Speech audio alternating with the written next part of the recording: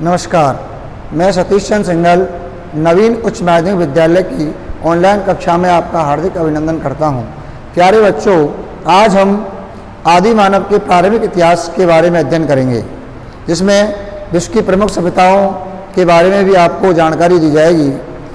तो सबसे पहले हम इतिहास शब्द का अर्थ जानें। इतिहास क्या होता है? इतिहास शब्द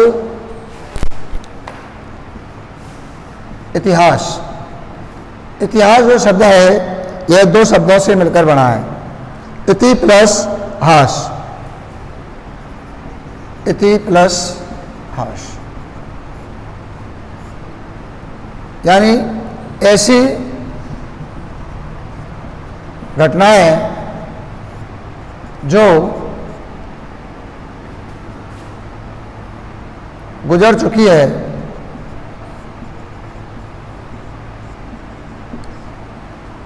उन्हें इतिहास कहा जाता है।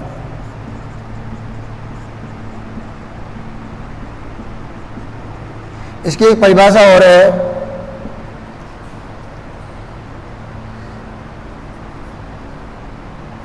बीती हुई घटनाओं का क्रमबद्ध एवं प्रामाणिक अध्ययन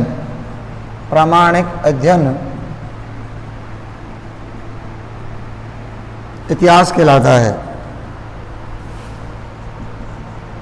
इतिहास कहलाता है यानी इतिहास में भूतकाल की घटनाएं आती है जो प्रामाणिक होनी चाहिए और क्रमबद्ध हो, ऐसी घटनाएं इतिहास कहलाती है। इतिहास का एक अर्थ है ऐसा ही था, ऐसा ही था। इतिहास का जनक हेरोडोटस को कहा जाता है। हेरोडोटस को इतिहास का जनक कहा जाता है।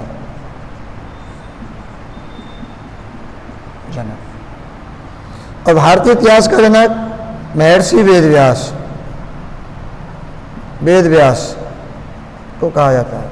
राजस्थान के इतिहास का जनक कर्नल जेम्स टोड को राजस्थान के इतिहास का जनक कहा जाता है।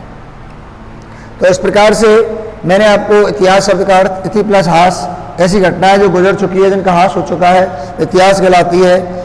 इसके बाद इसकी परिभाषा बीती हुई घटनाओं का क्रमबद्ध एवं प्रामाणिक अध्ययन इतिहास कहलाता है। इतिहास का जनक हेरोडोटस और भारतीय इतिहास का जनक महर्षि वेदव्यास को माना जाता है। राजस्थान के इतिहास का जनक कर्नल जेम्स टोड को कहा जाता है। इतिहास विषय का बहुत बड़ा महत्व है। इतिहास से हमें हमारे पूर्वजों के बारे में जानकारी मिलती है कि उनका सामाजिक स्तर कैसा था, सामाजिक जीवन कैसा था, आर्थिक जीवन कैसा था, धार्मिक जीवन कैसा था और राजनीतिक जीवन कैसा था। इन सारी बातों की जानकारी हमें इतिहास के द्वारा होती है। उनके द्वारा की गई भूलें भी हमें इतिहास के द्वारा ही ज्ञात होती है। इसलिए इतिहास को वर्तमान काल का दर्पण कहा जाता है, ताकि हम इतिहास में हुई भूलों को दोहराए नहीं। इतिहास शिक्षा का बहुत बड़ा माध्यम है। इतिहास से हमें इस बात का पता चलता है कि मानव को किस रास्ते पर चलना चाहिए। यानी जैसे कि कोई इतिहास में यदि किसी ने कोई गलती की और बाद में उसका अंत हो गया, तो हमें ऐसे रास्ते का परित्याग करना चाहिए। हमें अच्छे कर्म करने चाहिए, अच्छे विचार मन में रखने चाहिए। इन सारी बातों की जानकारी देने में इतिहास का बहुत बड़ा महत्व है। इतिहास ही हमें हमारे पूर्वजों की जानकारी उपलब्ध कराता है। इसलिए इतिहास विषय का अध्ययन बहुत महत्वपूर्ण है। आज हम सबसे पहले कक्षा 11 के पाठ 1 में हमारे जो पूर्वज आदि मानव थे उनकी उत्पत्ति के बारे में अध्ययन करेंगे। आदि मानव यानी सबसे पहले जब ये पृथ्वी बनी तो पृथ्वी पर मानव की उत्पत्ति कैसे हुई। सबसे पहले ये पृथ्वी बनी। पृथ्वी सूर्य का एक टुकड़ा थी और लाखों करोड़ों वर्ष में जाकर के ये पृथ्वी ठंडी हुई, फिर इसमें जलवाष्प बना, जल बना, जल में छोटे छोटे रेंगने कीड़े बने, फिर वो रेंगने वाले हुए, फिर बानर, और बानर से फिर मानव की उत्पत्ति हुई। चार्ल्स डार्विन ने उद्विकास का सिद्धांत बताया, उसके अनुसार मानव का क्रमिक विकास हुआ और मानव की उत्पत्ति 56 लाख वर्ष पहले, 56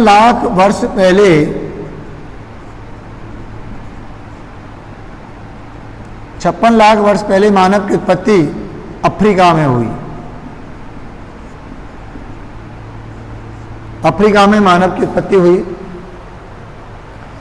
तब मानव 4 हाथ पैरों से चलता था और बोलता नहीं था।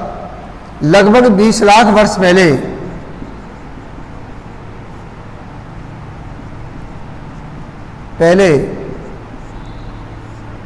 आदि मानव ने आह्वान किए जाने पर बोलना प्रारंभ किया।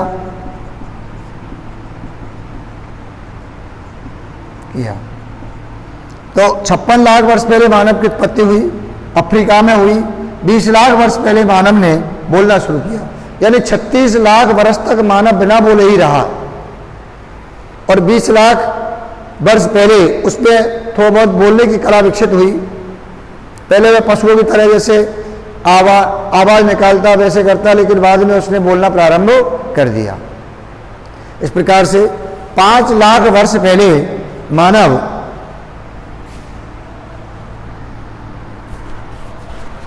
5 लाख वर्ष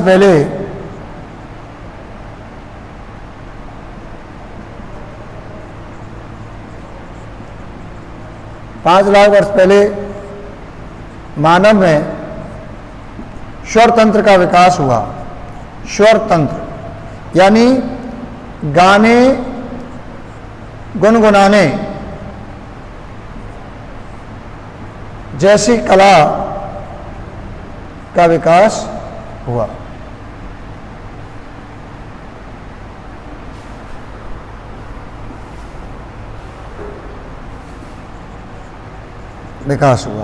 तो इस प्रकार से मानव का विकास हुआ।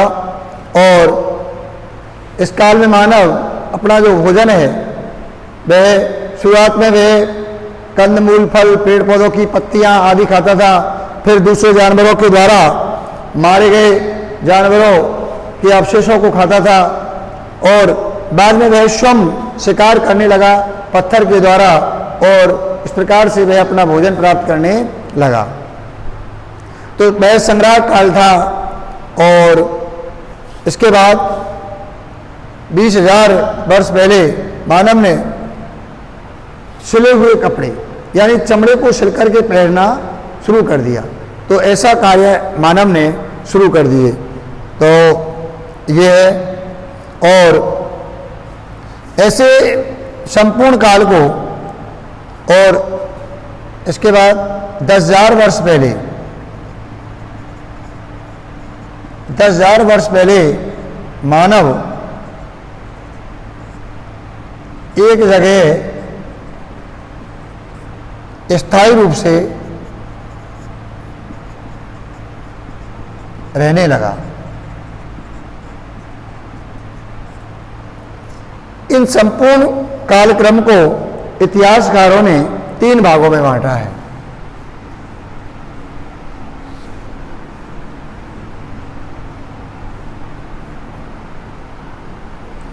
इस संपूर्ण कार्यक्रम को इतिहासकारों ने 3 भागों में बांटा है। जिसे नंबर 1 प्रापाषाण काल,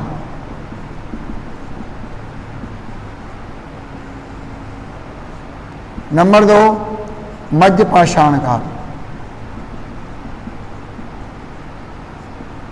और नंबर 3 नवपाषाण काल।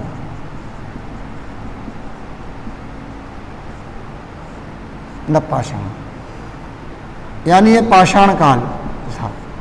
पाषाण काल के 3 भाग हैं। पाषाण काल कहते हैं जिस काल में मानव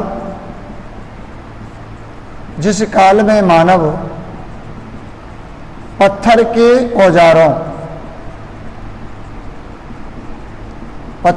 औजारों का उपयोग करता था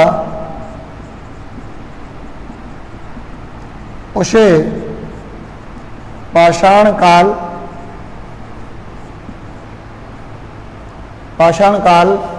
कहा जाता है।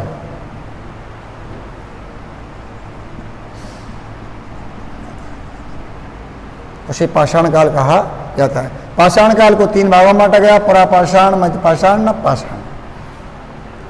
अब हम नवपाषाण के बारे में अध्ययन करते हैं। यानी लगभग 10,000 वर्ष पहले नवपाषाण काल की शुरुआत हो गई। इस काल में मानव एक जगह पर, नवपाषाण काल की विशेषता थी कि इसमें एक जगह पर ही मानव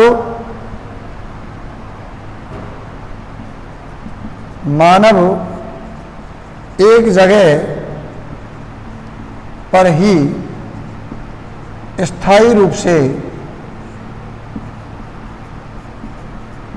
रहने लगा। नंबर 2 बात,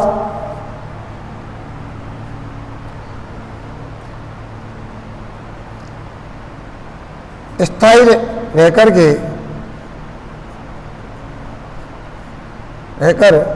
कृषि कार्य तथा पशुपालन करने लगा।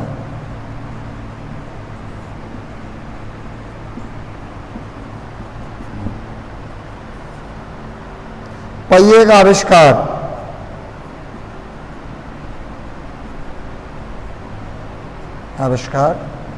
किया। तो 10,000 वर्ष पहले नवपाषाण काल में पहले मानव एक जगह रुकता नहीं था, वह घूमता रहता था और भोजन की तलाश में एक स्थान से दूसरे स्थान पर रहता, गुफाओं में, कंदराओं में रहता था और जहाँ पर भोजन मिलता वहीं चला जाता, पेड़ों की छाया में रहता था। लेकिन 10,000 वर्ष पहले मानव लगातार विकास करता गया और वह एक जगह पर स्थायी रूप से रहने लग गया। नंबर 2 बात, स्थायी रहकर उसने खेती का कार्य और पशुपालन करने लगा। और नंबर 3, इसी काल में पहिए का आविष्कार हुआ। इसमें अपने देखा कि मानव जो बिल्कुल असभ्य था और जिसको अपने भोजन का ज्ञान नहीं, रहने का ज्ञान नहीं, प्राकृतिक रूप से रहता था और हिंसक पशुओं के द्वारा वध किए गए जानवरों का मांस खाता था, पेड़ पौधों की पत्तियां खाता था या खुद शिकार करके खाता था और धीरे धीरे वे विकास करने लग गया। अब यहाँ पर यह प्रश्न उत्पन्न होता है कि मानव ने ऐसा विकास कैसे किया। देखो, संसार की सभी प्राणियों में मानव सबसे श्रेष्ठ कृति है। क्यों है? क्योंकि मानव एक बुद्धिमान प्राणी है और वह बुद्धि के बल पर ही संसार के सभी प्राणियों में सबसे आगे निकलता चला गया और उसमें सोचने समझने की क्षमता थी। दोनों हाथों की मजबूत पकड़ आदि के कारण निरंतर मानव विकास करता चला गया और एक आधुनिक मानव धीरे धीरे सभ्य मानव बन गया। आधुनिक समय हम देख रहे हैं, जो मानव 56 लाख वर्ष पहले उत्पन्न हुआ, जो असभ्य था, वो आधुनिक समय में उसने कितना विकास कर लिया। तो विकास किसके बल पर किया? अपने विवेक के बल पर, सोचने समझने की क्षमता के बल पर, 2 पैरों से खड़े हो सकने की क्षमता आदि के कारण मानव संसार के सभी प्राणियों में सबसे श्रेष्ठ प्राणी बन गया और इस प्रकार से मानव अपना उत्तरोत्तर विकास करता चला गया। मानव ने अपनी आवश्यकता के हिसाब से प्रकृति से ही बहुत सारी बातों के बारे में जानकारी प्राप्त की। जैसे कि उसने देखा कि आग से उसने आग का आविष्कार किया, पत्थर के टकराने से चिंगारी उत्पन्न हुई, प्रकाश उत्पन्न हुआ, तो उसने देखा कि ये तो बहुत काम की चीज़ है। उसने आग से भोजन को पकाना प्रारंभ किया। जंगली पशुओं को भगाने के काम में आग काम आती थी। इसके अलावा सर्दी से बचने में भी आग काम आती थी। तो इस प्रकार से उसने आग के बारे में जानकारी प्राप्त कर ली और उसका उपयोग किया। इसी प्रकार से मानव ने अग्नि को अपना देवता मान लिया। आकाश से बरसात होती है, उसने देखा कि बरसात से खेती लगती है, पेड़ पौधे हो जाते हैं, तो उन्होंने आकाश को भी एक देवता के रूप में मानना शुरू कर दिया। इसी प्रकार पृथ्वी जो अन्य उपजाति है, तो उन्होंने पृथ्वी को देवता मानना शुरू कर दिया। इस प्रकार की आस्थाओं को उनमें विकास होता चला गया हमारे पूर्वजों में और वे प्रकृति के रहस्यों को समझने लग गए और फिर धीरे धीरे क्रमिक विकास करते हुए वो एक जगह स्थायी रूप से रहे। और इस प्रकार से एक जगह रह कर के मानव ने सबसे पहले खेती करना सीखा, पशुपालन करने लगे, वो पहिए का आविष्कार किया, तो ये नवपाषाण काल था। अब यहाँ पर एक प्रश्न है कि मानव सबसे पहले स्थायी रूप से कहाँ पर रहा? स्थायी रूप से मानव इस संसार में सबसे पहले कहाँ पर रहा? तो इतिहासकारों ने अपने रिसर्च के अनुसार, खोज के अनुसार बताया कि मानव सबसे पहले स्थायी रूप से मेसोपोटामिया में रहा। मेसोपोटामिया, मेसोपोटामिया ये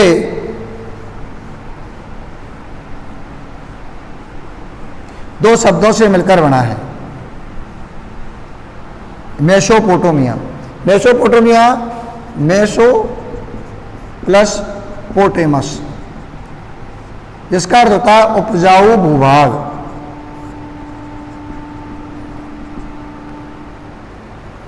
मेसोपोटामिया बहुत उपजाऊ भूभाग था। यहाँ पर दो नदी बहती थी, एक का नाम था दजला नदी, दजला नदी, दूसरी का नाम था फरात नदी, फरात नदी। एक नदी थी दजला नदी, दूसरी थी फरात नदी। ये कहाँ पर थी? मेसोपोटामिया में।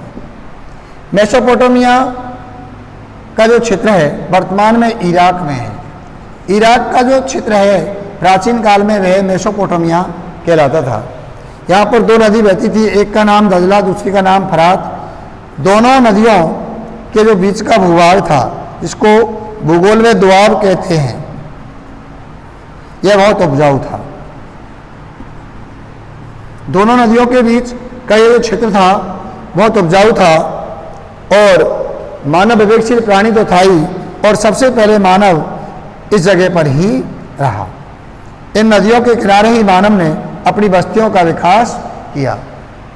तो एक प्रश्न है इतिहास में, सबसे पहले मानव स्थायी रूप से कहाँ रहा? तो मेसोपोटामिया में। मेसोपोटामिया का प्राचीन नाम मतलब इराक का प्राचीन नाम मेसोपोटामिया। तो वर्तमान का जो इराक है वहाँ मेसोपोटामिया था। यहाँ पर दो नदी थी दजला और फरात, उनके बीच के भूभाग में मानव स्थायी रूप से रहा, और यहीं पर उन्होंने अपनी बस्तियों का विकास किया। यहाँ के प्रमुख शहर थे उरूक, मारी आदि। और एक बात यह भी है कि मेसोपोटामिया में ही सबसे पहले शहरों का विकास हुआ। शहरों का विकास हुआ। सबसे पहले स्थायी रूप से मानव रहा मेसोपोटामिया में, शहरों का विकास हुआ मेसोपोटामिया में। इसके अलावा लेखन कला का विकास,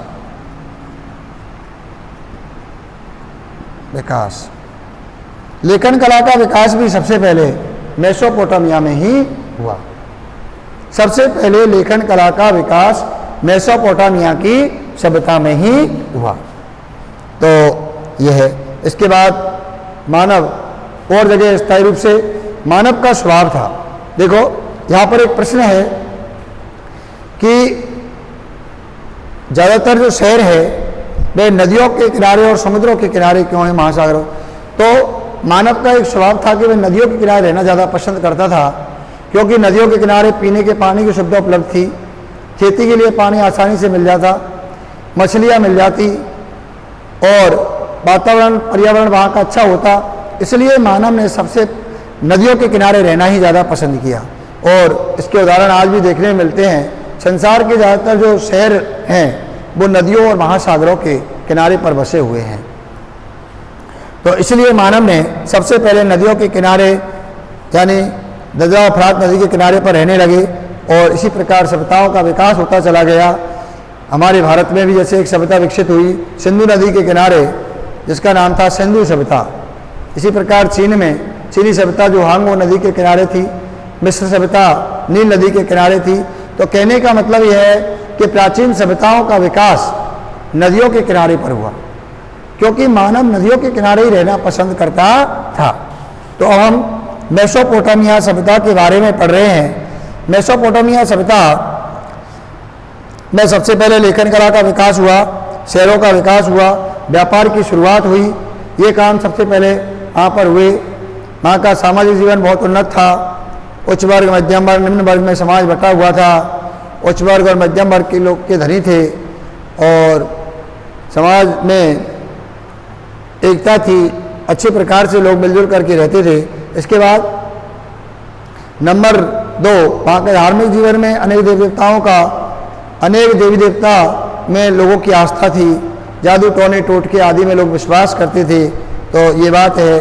और इसी प्रकार आर्थिक जीवन में वो लोग कृषि और पशुपालन, व्यापार वाणिज्य, उद्योग धंधे, कुटीर उद्योग धंधे आदि का काम वो लोग करते थे। यहाँ के लोग लेखन कला यानी व्यापार के लिए इनको हिसाब किताब रखने की ज़रूरत हुई, हिसाब किताब रखने के लिए लेखन कला की ज़रूरत हुई, और इन्होंने लिखने की शैली का विकास किया। शुरू में ये मिट्टी की गीली पट्टियों पर एक तंतु की सहायता से लिखते थे, और बाद में उसको सुखाकर आग में पकाया जाता था। ऐसी पट्टिकाएं मेसोपोटामिया की खुदाई में मिली है, और ऐसी लिपि को कीलाक्षर लिपि कहा जाता था। मेसोपोटामिया की लिपि का नाम था कीलाक्षर लिपि। कीलाक्षर यानी कि मिट्टी की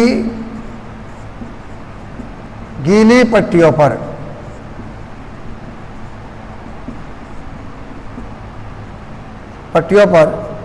एक तंतु की सहायता से लिखा जाता था।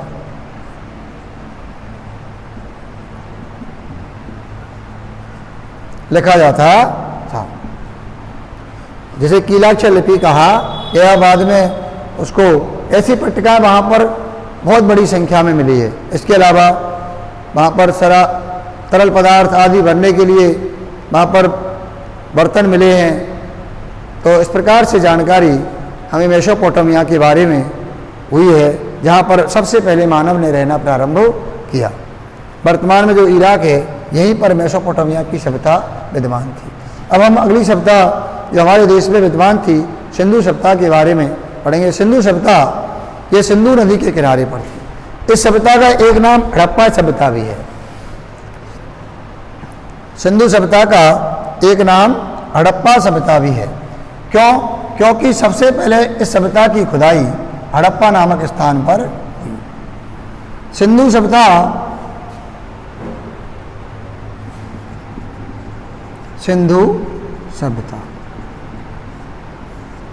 यह सभ्यता लगभग 5000 वर्ष पुरानी है।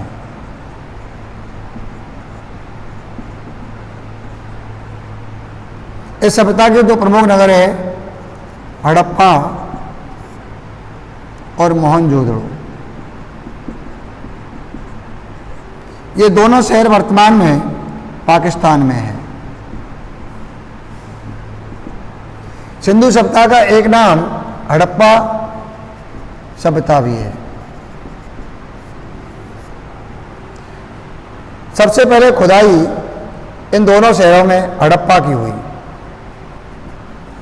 दयाराम साहनी के नेतृत्व में।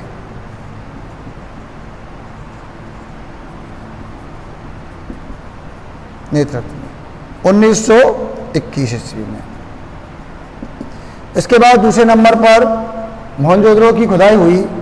ये सन 1922 ईस्वी में राखाल दास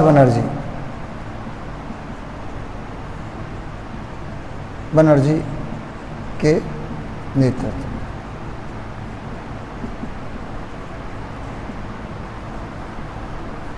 सिंधु सभ्यता के बारे में जानकारी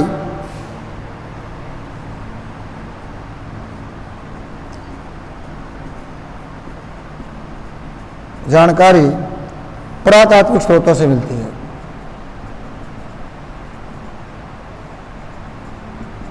पुरातात्विक स्रोतों से यानी कि भग्नावशेष,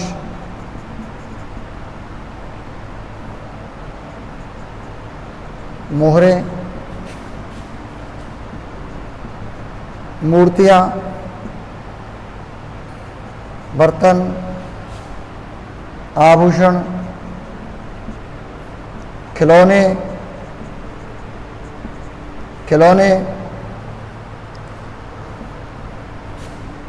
मणके,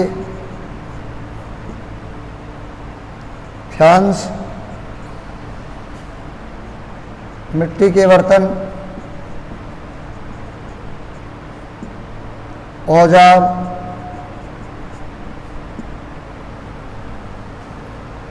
आदि